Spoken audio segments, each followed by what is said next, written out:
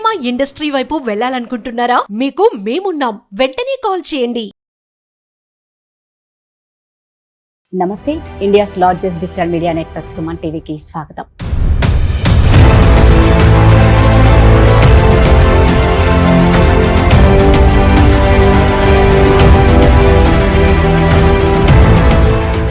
ఈరోజు మహాలక్ష్మి కార్యక్రమానికి వచ్చింది ఎవరు అంటే అతి సామాన్యురాలండి. కానీ ఈరోజు ఒక గొప్ప స్థాయిలో ఉన్నారు. బట్ తను పడ్డ కష్టాలు మాత్రం వర్ణనాతీతం.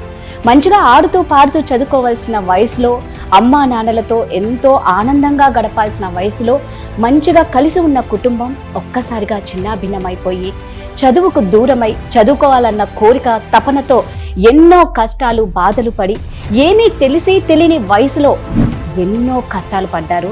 అన్నిటికీ మించి నాన్న చనిపోయింది కూడా తనకు తెలియదండి. ఒక నెల వరకు తెలీదు. సో తను ఎవరు అంటే సెలబ్రిటీ మేకప్ ఆర్టిస్ట్ మానస గారు. తను ఒక ఫ్యాషన్ డిజైనర్, ఎంటర్‌ప్రెన్యూర్.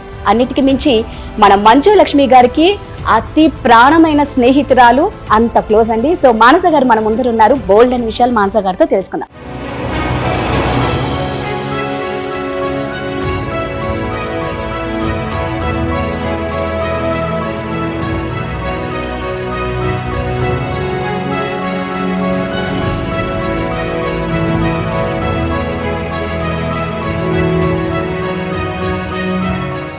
నమస్తే అండి. నమస్తే అండి. నమస్తే. సో ఫస్ట్ ఒకసారి మీ బాల్యం, అతి కఠినమైన బాల్యం, ఆడుతూ పాడుతూ చదువుకోవాల్సిన వయసులో ఎన్నో కష్టాలు ఎన్నో చూశారు.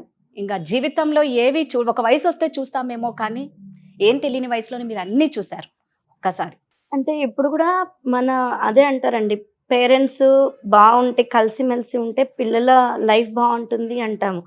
ఎప్పుడు కూడా పెద్దవాళ్ళు కూడా ఏం చెప్తారంటే, ఎంత గొడవలైనా ఏదైనా కలిసిమెలిసి ఉండండి, బికాస్ పిల్లల భవిష్యత్తు పాడైపోతుంది అంటారు కదా. కానీ ఈ జనరేషన్లో అలా లేదు ఇప్పుడు. కానీ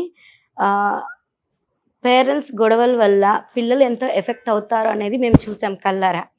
సో చిన్నప్పటి నుంచి మా మదర్ ఆర్ఫన్, తనకు ఏమీ తెలియదు. తను అలాంటి ఒక ప్రపంచంలో పెరిగింది. అక్కడే పెళ్లి చేసుకున్నారు మా నాన్న ఇక్కడ కాదు, మా డాడీ మహారాష్ట్రను.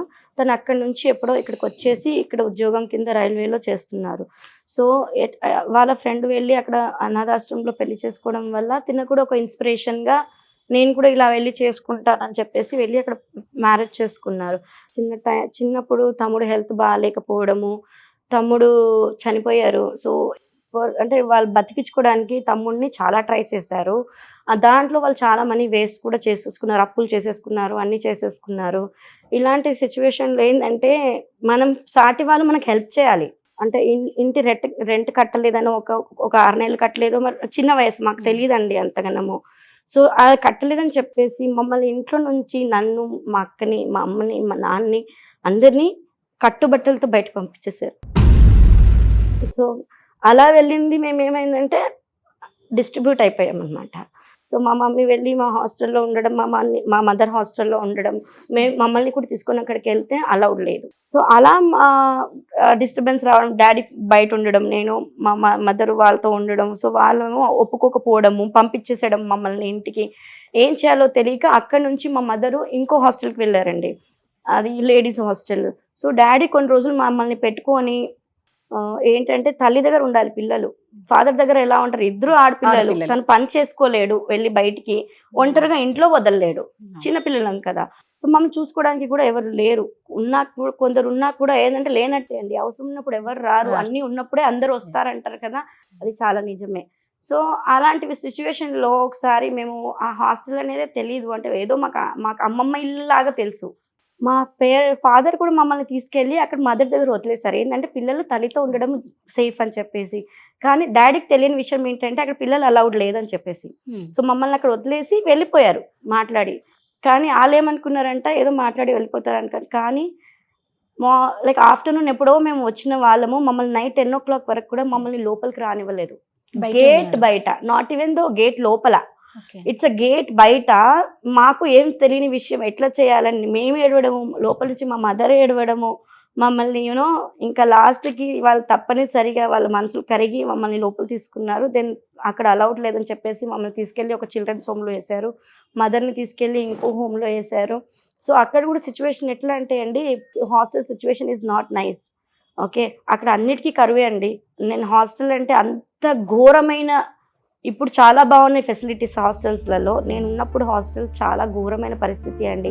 అక్కడ ఫుడ్కైనా కరువే, వాటర్కైనా కరువే. వాటర్ కోసం, తాగే నీళ్ళ కోసము ఎన్నో కిలోమీటర్లు నడిచి బకెట్లు తెచ్చుకొని తాగేవాళ్ళు అక్కడ. సో అలాంటి సిచ్యువేషన్, అందరికీ అంటువ్యాధులు అక్కడ. సో అలాంటి సిచ్యువేషన్లో మేము ఉండాల్సి వచ్చినందుకు మేము ప్రతిరోజు ఏడ్చుకునే వాళ్ళము. మా పేరెంట్స్ కూడా మమ్మల్ని చూడడానికి ఎవరూ రాలేదు. ఎందుకంటే మా ఫాదర్ కూడా ఏంటంటే తెలియదు ఎక్కడ వెళ్ళారు, అక్కడ వదిలేసి వెళ్ళారు, సేఫ్గా ఉన్నారనే. అప్పటికి ఫోన్స్ లేవు కదండి, ఫోన్స్ లేవు. సో సేఫ్గా ఉన్నారని ఆయన అనుకున్నారు, కానీ మా సిచ్యువేషన్ ఇలా ఉందని ఆయనకి తెలియదు అనమాట. ఆయన అలా ఉండనివ్వడు మమ్మల్ని. చాలా ప్రేమగా ఏది కావాలంటే అదే, ఆయన స్తోమతకి ఎక్కువ అయినా కూడా మాకు అన్నీ తెచ్చి పెట్టారు.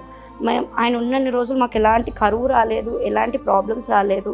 జస్ట్ ఏంటంటే ఇలాంటి సిచ్యువేషన్స్లో అక్కడ తెలుగు మీడియం స్కూల్లో వేస్తారు, ఎందుకంటే ఇట్స్ హాస్టల్, తెలుగు మీడియం వెళ్ళారు. సో ఇంగ్లీష్ మీడియం చదువుకున్న వాళ్ళు మళ్ళీ తెలుగు చదవాలంటే చాలా కష్టమైందండి. సో చెట్టు కింద కూర్చొని చదువుకున్నాం యూసుగూడ స్కూల్లో. అప్పట్లో క్లాస్ రూమ్స్ కూడా సరిగ్గా లేవు. అందులో కూడా సిచ్యువేషన్స్ చెప్పలేమండి. అంటే ఫాదర్ రారు, మదర్ రారు, అక్కడ అందరూ పేరెంట్స్ వీక్లీ వచ్చి సండే వచ్చి కలిసిపోయే వాళ్ళు. మా వాళ్ళు ఎవరు వచ్చేవాళ్ళు కాదు, మేమేమో ఎదురు చూపులు చూసేవాళ్ళం గేట్ దగ్గర నిలబడి.